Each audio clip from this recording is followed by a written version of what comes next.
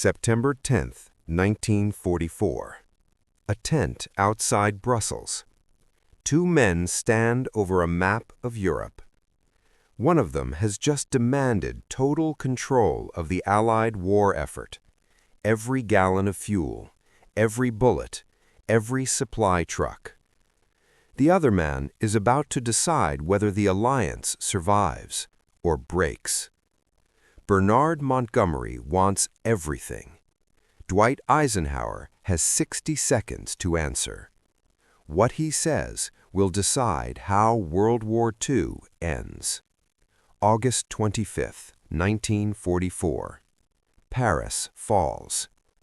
The largest military operation in human history has not just succeeded, it has exploded forward. Allied armies race across France so fast that headquarters loses track of its own front line. Patton's Third Army advances nearly 400 miles in 26 days. British forces push north through Belgium. German resistance collapses in waves. Intelligence estimates the Wehrmacht has lost 500,000 men since D-Day. For the first time, Berlin looks close. Then the trucks stop. September 2nd. Patton's tanks sit idle, not because of enemy fire, but because their fuel tanks are empty. The reason is brutal and simple. Every bullet, every ration, every shell still comes from Normandy. The front is now 450 miles away, and the trucks burn the fuel they are trying to deliver. The Red Ball Express runs day and night, 6,000 trucks, mostly African-American drivers, one-way roads, no lights. They move 12,000 tons a day. The armies need 20,000. The math does not work. This is not a failure of courage, it is physics. Montgomery sees opportunity where others see crisis. His Second Army has crossed into Belgium. Brussels is free. His forces are closer to Germany than at any point in the war. He believes the answer is not patience, but focus.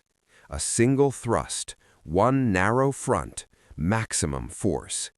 Give him everything. On September 4th, Montgomery sends Eisenhower a message. The language is polite.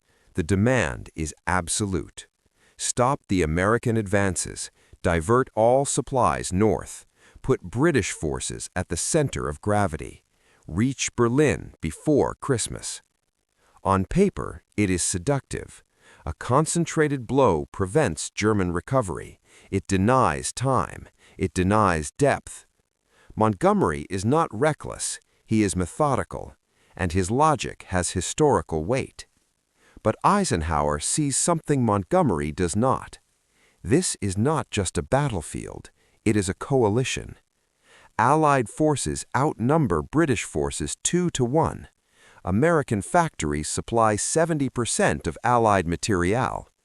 Montgomery is asking Eisenhower to tell American generals and the American public that their armies must stop so Britain can finish the war.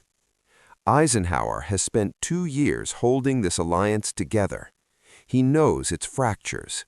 British commanders distrust American speed. American commanders resent British caution. Churchill watches every decision through the lens of empire. Washington watches through the lens of democracy. Montgomery does not care. Military logic is all that matters. And now he wants command. September 10, 1944. Brussels Airport. Eisenhower is injured. His knee is swollen from an emergency landing days earlier. He remains aboard his aircraft. Montgomery climbs in. Maps cover the table. Arrows cut through Belgium and Holland. Montgomery explains his plan with precision. He does not ask for priority. He demands it. Everything, no exceptions. He dismisses politics as weakness, calls the broad front unsound, suggests Eisenhower lacks the nerve to decide. The air changes. Eisenhower listens. His face gives nothing away. Then he speaks. The supply crisis is temporary. Antwerp will open. No single thrust will receive absolute priority. The broad front remains. Montgomery interrupts. This is the moment. He tells Eisenhower that military necessity must override politics, that history demands boldness, that someone must make the hard choice. He is no longer advising, he is challenging. Eisenhower leans forward. His voice is calm. Steady, Monty. You can't talk to me like that. I'm your boss. 6 words. Quiet. Final. The chain of command is not theoretical. It exists, and it ends here. Montgomery absorbs it. He changes tactics. Instead of everything, he asks for enough. Operation Martin Garden.